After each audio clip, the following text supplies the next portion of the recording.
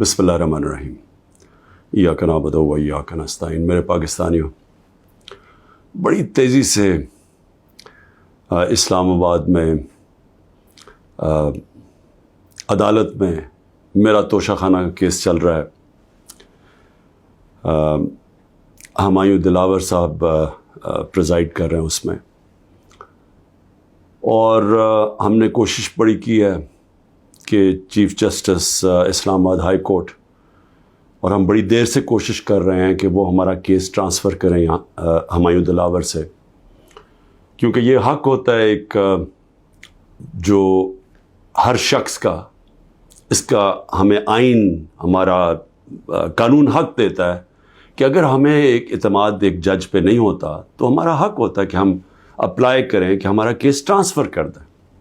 اور یہ ہم نے تب سے کیا تھا، یہ میں نے کل بھی بات کی، میں پھر بھی آپ کو بتا دوں کہ جب مجھے غیر آئینی اور قانونی طور پہ اٹھایا گیا اسلام آباد ہائی کورٹ سے اور مجھے پولیس لائنز میں رکھا گیا، تو ادھر ایک دم پتہ چلا کہ ہمایوں دلاور صاحب نے عدالت نکالی اور مجھے طلب کر لیا توشہ خانہ کیس پہ، نہ میرا وکیل، نہ مجھے پتہ ہے کسی چیز کا، اور اس کیس میں پھر فرد جرم لگا دیا۔ قانون تو یہ ہے کہ مجھے بتا کے لگانا چاہیے تھا، بتائے بغیر لگا دیا، تو ہمیں تب ہی سمجھ آ گئی کہ یہ ہمیں یہاں انصاف نہیں ملے گا۔ تو اس کے اگلے دن ہم نے تب سے اپلائی کیا اسلام آباد ہائی کورٹ میں ٹرانسفر کا۔ اب میں بات کر رہا ہوں 12 مئی کو، یہ تقریباً اب سمجھ لیں کہ 3 مہینے گزرنے لگے ہیں۔ تب سے اپلائی کیا ہوا ہے اور کوشش کرتے گئے کہ ہمارا کیس اس عدالت سے نکالا جائے۔ اس کے بعد بہرحال جو میں نے آپ کو بتایا کہ کیس ہوا، میں نے 35 سوال دیے گئے۔ محرم کی 3 چھٹیاں تھیں، بڑی مشکلوں سے ہم نے وہ اکاؤنٹنٹ کو ڈھونڈا۔ اصل میں یہ سارے سوال ٹیکس کے بنتے ہیں، یہ جو اس عدالت میں سوال ہیں یہ ہیں سارے ٹیکس کے، کیونکہ کہا جی آپ نے یہ ڈکلیئر نہیں کیا، آپ نے یہ بیچا، یہ ڈکلیئر نہیں کیا، تو میں نے وہ سارے 35 کے 35 سوالوں کا جواب دیا، اور ہر ایک کا جواب میں کھڑے ہو کے عدالت میں ایک ایک کا جواب دیا۔ تو وہ جو ایک جگہ، اور انہوں نے سرکاری 2 گواہ پیش کیے۔ اب سرکاری گواہ کیا انہوں نے گواہی دینی تھی، تو ہم نے کہا کیونکہ وہ جو جواب ہیں اس کے لیے میرے اکاؤنٹنٹ کی ضرورت ہے، کیونکہ ایک 40 سال سے میرے اکاؤنٹنٹ وہی فارم ہے، میرے پاس جو پیسے آتے ہیں، جو میرے خرچے ہوتے ہیں وہ میں ان کو بتا دیتا ہوں، وہ پھر ٹیکس فارمز بھر دیتے ہیں، وہی الیکشن کمیشن کی فارمز بھرتے ہیں، وہی ویلتھ ٹیکس جو ہوتا ہے وہ بھرتے ہیں، تو ان کے پاس سارا ریکارڈ ہوتا ہے۔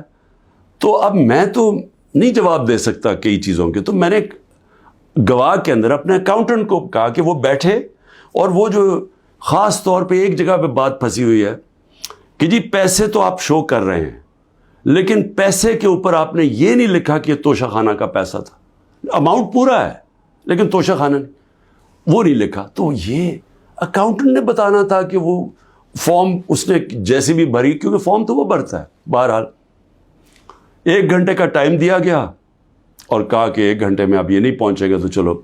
اب اکاؤنٹنٹ 1 گھنٹے میں کیسے پہنچ سکتا ہے؟ یہ کوئی ملٹری ٹرائل تو نہیں ہو رہا۔ اس کو وٹنس ختم کر دی، اور بھی ہم نے بلائے ہوئے تھے وٹنسز جنہوں نے گواہی دینی تھی انہی چیزوں کو، اور جو میرا حق ہے۔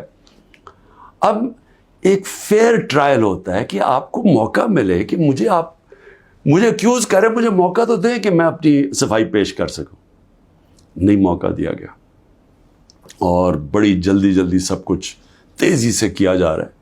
چھٹیوں میں کبھی ٹرائل نہیں ہوتا، یہ آج کل عدالتوں کی چھٹیاں ہیں، چھٹیوں کے another day to day trial ہو رہا ہے، جلدی پڑی ہوئی ہے کہ کسی طرح یہ بس جلدی سے ختم ہو جائے، موقع بھی نہیں دے رہا ہے۔ 1 دن کیا ہو جائے گا کہ 1 دن ڈیلے ہو گیا، 2 دن ڈیلے ہو گیا، کون سی قیامت آ گئی ہے؟ وٹنسز آئے، ہم تو مطمئن ہو جائیں کہ ہم نے اپنا کیس پوری طرح لڑا ہے، لیکن چھٹیوں کے اندر بھی جلدی پڑی ہوئی ہے کہ کسی طرح فیصلہ آئے۔ حالانکہ ہم سپریم کورٹ میں بھی ہیں، اور اسلام آباد ہائی کورٹ سے مجھے کہنا پڑتا ہے کہ میں کافی مایوس ہوں کہ وہ نہ فیصلہ کرتے ہیں، وہ کھینچتے بھی جاتے ہیں، وہ پورا موقع دے رہے ہیں کہ یہ جب فیصلہ ہو جائے. یعنی اگر ہم نے ٹرانسفر کا اتنی دیر اپلائی کیا ہوا ہے تو کم از کم فیصلہ تو کریں. وہ کرتے بھی نہیں ہیں. بہرحال وہاں بھی ان کو بھی میں نے کہا, بڑی دیر کا کہا ہوا ہے کہ ہمیں چیف جسٹس اسلام آباد ہائی کورٹ پہ مجھے کوئی اعتماد نہیں ہے. جب مجھے اٹھایا گیا وہاں سے, آپ سوچیں کہ مجھے غیر قانونی اور آئینی طور پہ اٹھایا گیا ان کی عدالت سے, اور انہوں نے اس کو لیگلائز کر دیا. یعنی اصل میں تو ان کو اللیگل کرنا چاہیے تھا. سپریم کورٹ کو تو جانے کی نوبت نہیں ہونی چاہیے تھی. ان کی عدالت میں بیٹھا ہوں, شیشے توڑ کے, ڈنڈے مار کے, وکیلوں کو مار کے, وہ بیچارہ رجسٹری سٹاف ان کو ڈنڈے مار کے, اور مجھے گھسیٹ کے لے گئے وہاں سے ان کی عدالت سے. اور چیف جسٹس نے کچھ بھی نہیں کیا, بلکہ اس کو جائز قرار دے دیا گیا. اس کے بعد جو اس سے پہلے ٹرین کیس تھا, 3 ممبر بینچ بیٹھا, دو ججز نے واضح طور پہ کہہ دیا کہ مینٹینیبل یہ کیس. چیف جسٹس صاحب فیصلہ نہیں کر رہے, وہ بھی لٹکائے ہوا وہاں. اور ہمیں اعظم سواتی کو بہت اعتراضات تھے. انہوں نے لیٹر لکھا کہ مجھے اعتماد نہیں ہے آپ کے اوپر. تو نہ وہ اپنے آپ کو ریکیوز کرتے ہیں, نہ ادھر نیچے سے ریکیوز کر رہے ہیں. اور پھر ہمیں بڑا ایک سیریس چیز ہے یہ جو فیس بک پہ دیکھیں, فیس بک 90 دن تک فیس بک کا ریکارڈ ان کے پاس پڑا ہوتا ہے. اگر FIA یا جج صاحب ایک صرف آپ کو ای میل کر دیا فیس بک کو کہ یہ کیس ہو رہا ہے, آپ مہربانی کر کے بتا دیں کہ 90 دن تک ان کی جو بھی فیس بک میں پوسٹ تھی وہ کون سی تھی. کیونکہ 90 دن تک جو لوگوں نے دیکھا ہے اور پوسٹ بھی کیا ہے کہ اس کے جو ہمایوں دلاور کی پوسٹ تھی اس پہ انہوں نے جو ان کا میرے متعلق پوسٹ کی ہوئی ہیں, وہ تو اگر کوئی بھی دیکھ لے تو مجھے تو ان سے انصاف نہیں مل سکتا. لیکن وہ FIA کے پاس گئے اور FIA نے جناب کہا جی وہ کیونکہ ڈیلیٹ ہو گئی ہیں, وہ FIA نے کلین چٹ دے دی. میچ فکس ہوا ہے. ابھی بھی اگر آپ کسی کو انصاف کی فکر ہے چیف جسٹس اسلام آباد ہائی کورٹ کی یا FIA کو, تو بڑا سیدھا ہے کہ ایک ای میل کریں اور فیس بک کو کہیں کہ ہمیں 90 دن کا دے. اس میں پتہ چل جائے گا کہ کیا دلاور صاحب مجھے انصاف دے سکتے ہیں یا نہیں دے سکتے. میں اس کے بعد دوسری بھی بات کرنا چاہتا ہوں, کیونکہ یہ تو اب دیکھتے ہیں, یہ بڑی تیز سپیڈ سے چل رہا ہے. اب دیکھتے ہیں آگے کیا ہوتا ہے. لیکن ابھی تک تو کوئی امید نہیں نظر آ رہی کہ جو فیئر ٹرائل ہوتی ہے وہ مجھے ملے گی, جو میرا رائٹ ہے. دوسری چیز یہ جو انہوں نے 2 بلز اسمبلی میں لے کے آئے بڑی تیزی سے, پتہ نہیں انہوں نے کتنے بل پاس کر دیے 1 گھنٹے کے اندر, کوئی 15 نئی لیجسلیشن لے آئے. وہ گورنمنٹ جو جا رہی ہے 15 لیجسلیشن, 8-10 لوگ بیٹھے ہوئے تھے اسمبلی میں. جمہوریت کا مذاق اڑا ہے. نہ وہ بل پڑے گئے ہیں نہ کچھ ہے, جلدی سے, اور سارا بل کے پیچھے بدنیتی ہے. اور یہ جو 2 بلز انہوں نے انٹروڈیوس کیے, سیکریسی ایکٹ اور prevention of extreme violence act, یعنی یہ جو 2 بل ہیں یہ تو ایک قوم کو غلام بنا رہے ہیں. یہ تو اسٹالن کی USSR کے اندر اس طرح کے تو قانون بنتے تھے, یا نازی جرمنی میں بنتے تھے.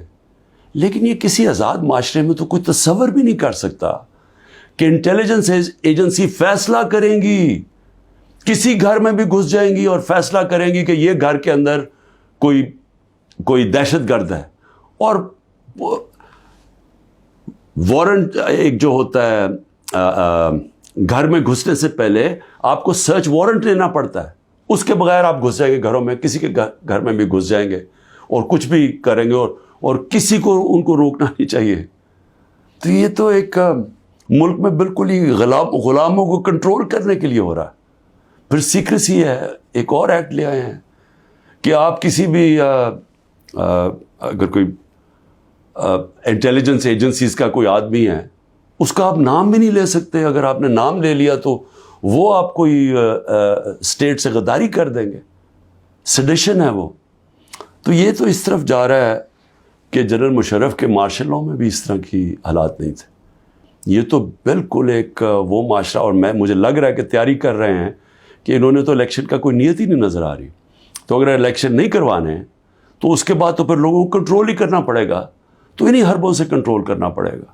اور مجھے جو خوف آ رہا ہے، میں آخر میں صرف یہ بات کرنا چاہتا ہوں کہ اس وقت جو پختونخوا ہے اس کی ہمیں فکر کرنی چاہیے، کیونکہ ان کی کوئی اپنی الیکٹڈ گورنمنٹ نہیں ہے اس وقت.